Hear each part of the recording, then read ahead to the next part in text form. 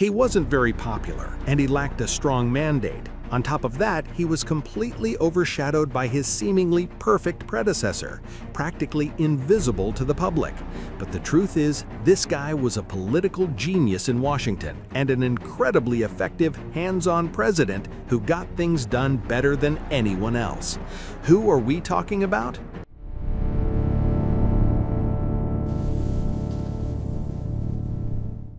Hey everyone, welcome back to Flat Archive. Today we're diving into the story of a president who flew under the radar but actually accomplished a massive amount and was fiercely effective behind the scenes. We're uncovering the real story of the 36th President of the United States, Lyndon B. Johnson.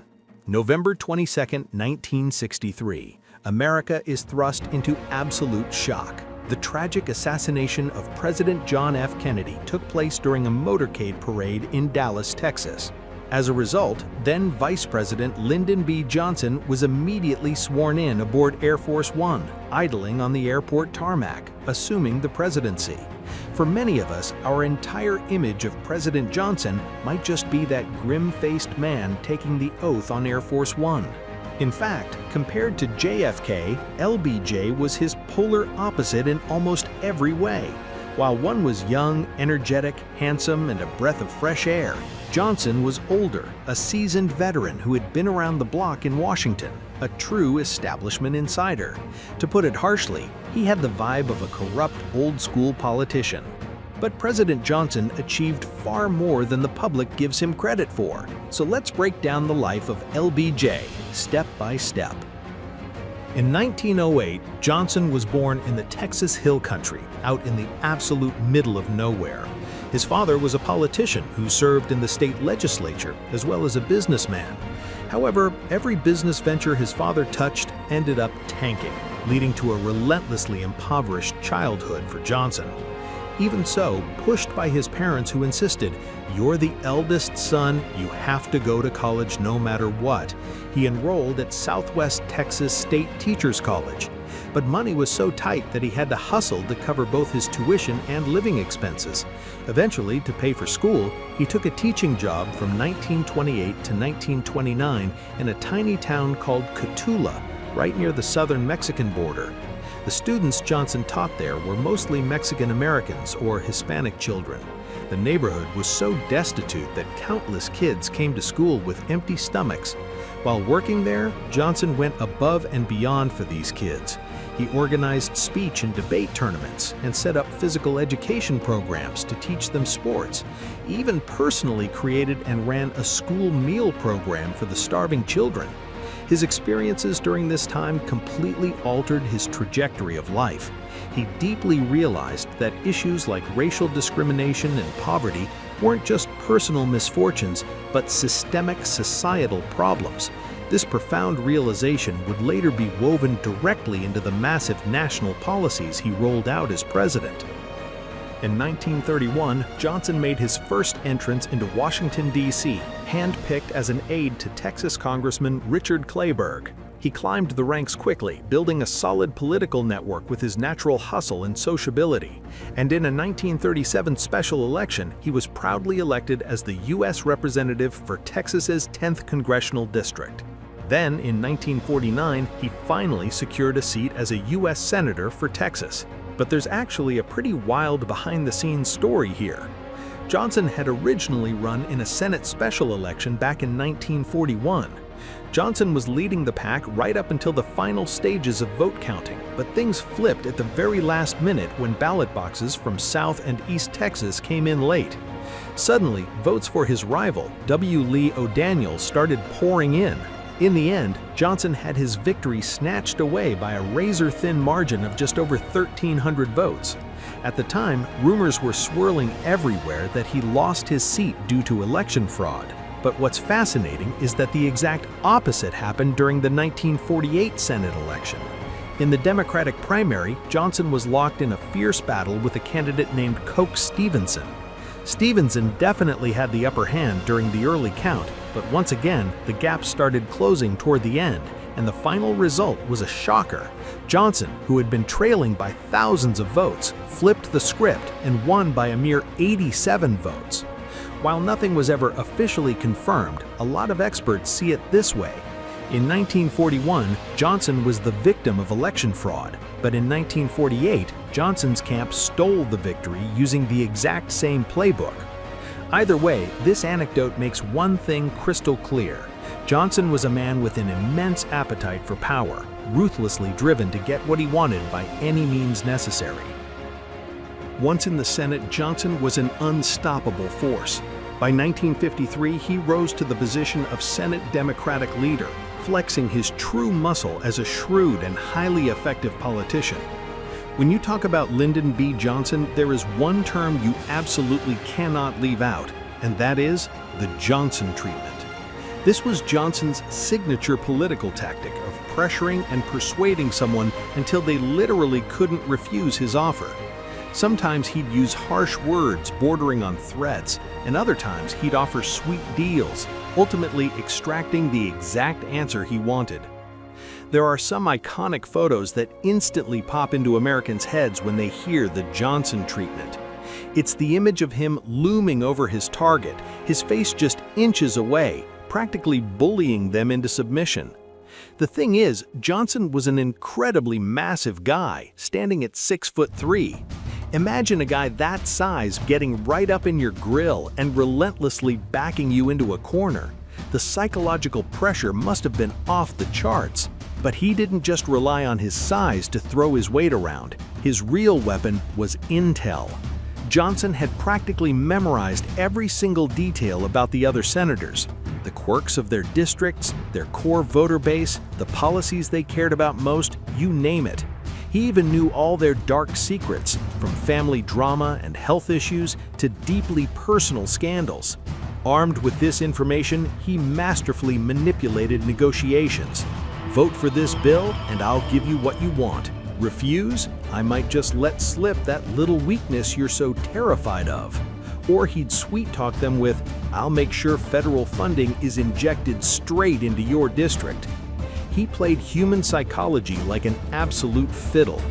The classic example was during the passage of the Civil Rights Act. He called in the opposing Southern senators and put the screws to them like this. Think long and hard about how history's going to remember you. And then he dropped this fatal line. You are the most important person on this issue. You are the key man.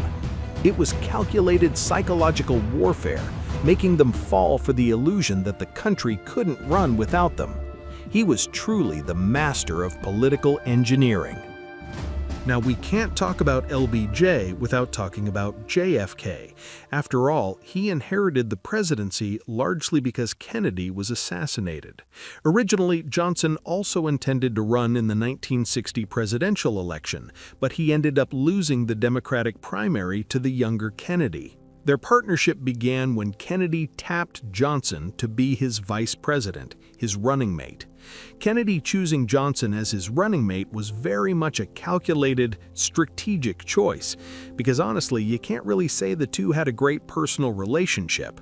It was virtually impossible for Kennedy, a Catholic from Massachusetts with a patrician vibe and relatively little political experience, to appeal to conservative Democratic voters in the South.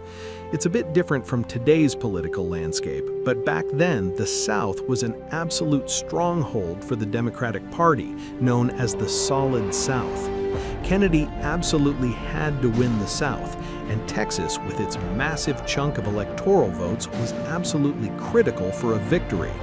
In that sense, he desperately needed Johnson, a Texas native and a seasoned heavyweight in congressional politics.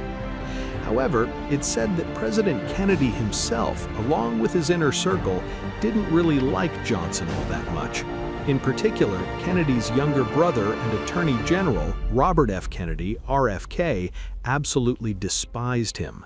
In RFK's eyes, Johnson was far too conservative when it came to labor rights and liberal values, and above all, he looked like the ultimate symbol of corrupt, entrenched Washington politics. He also hated the way Johnson wielded power in the Senate like some kind of king, and he was wary that this jaundiced old Washington politician would become a massive burden and a threat to his less experienced brother. Of course, the feeling was mutual. Johnson didn't like RFK either. Johnson reportedly mocked him as an arrogant little rich kid who rode his brother's coattails. But either way, with the older brother sitting as the president and the younger brother wielding massive power as Attorney General, it was almost too easy to freeze Johnson out of key White House meetings. Just like that, Johnson's presence at the center of power began to fade.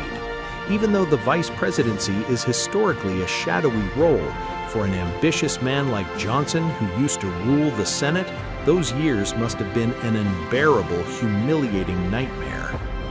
In the midst of all this, President John F. Kennedy was tragically assassinated, and Johnson was immediately sworn in as the 36th president.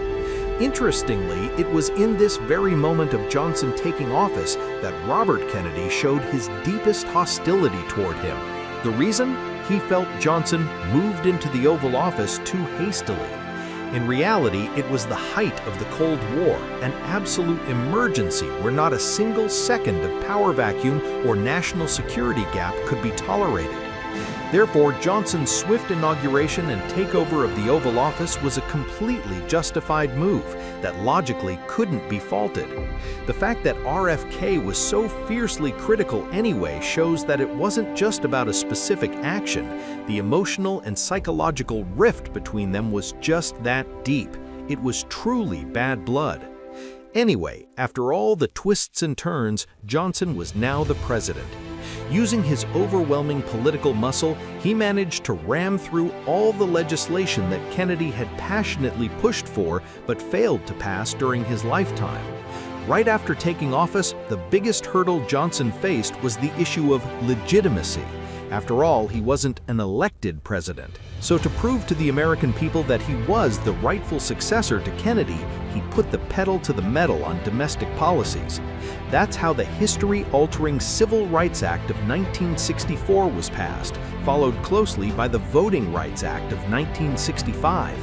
And on January 8, 1964, during his State of the Union address, Johnson declared the historic War on Poverty.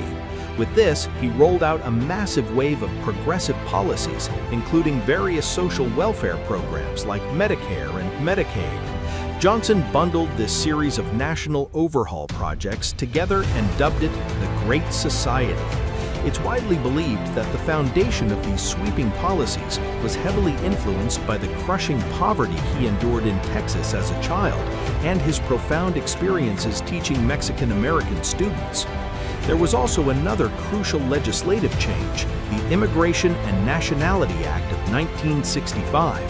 Back in the late 19th and early 20th centuries, a massive wave of immigrants flooded into the U.S.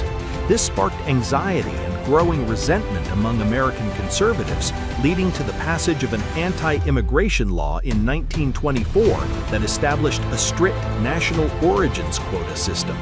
Because of this, the door was essentially slammed shut for non-European immigrants, like those from Asia. Johnson completely abolished that racist quota system and unveiled a brand new immigration policy that prioritized family reunification and skilled professionals. With the passage of this new Immigration Act in 1965, people from countless countries were finally able to immigrate to the United States. So he left behind all these massive achievements, monumental legacies, and even fulfilled the dreams Kennedy couldn't. Why is it that thinking about LBJ always leaves such a bitter taste in our mouths? The reason boils down to one thing: the Vietnam War. Why would a president with such a keen sense of reality and such competence in domestic affairs drag America deep into the quagmire of Vietnam, even escalating the conflict? There are various theories and opinions in the academic world. The most dominant analysis is that Johnson was absolutely terrified of going into history as the first American president to lose a war. On top of that, his own Democratic Party had a painful dark spot on its record regarding communism. China, After the Chinese Civil War ended in 1949 and Mao Zedong's Communist Party took over mainland China, Republicans brutally blasted the Democrats as the administration that lost China to the Communists. Perhaps Johnson was under immense psychological pressure, terrified of being remembered as yet another incompetent Democratic president who lost an ally. And then there was the domino theory, which heavily dominated American foreign policy and national security at the time. It was the widespread fear that if Vietnam fell to communism, neighboring Southeast Asian countries like Laos, Burma, and Thailand would all fall like dominoes. Coupled with this was the intense fear that if the U.S. washed its hands of South Vietnam, other key allies like European NATO members, Japan and South Korea would lose their trust in America. From 1964 onward, ominous reports kept pouring in from the CIA and the Pentagon. The gist was that a regime as incompetent and corrupt as South Vietnam couldn't hold out much longer without aggressive U.S. intervention. Ultimately, on March 8, 1965, U.S. Marines made a massive landing in Da Nang, Vietnam, turning the conflict into America's war, a war where American blood was actively being spilled.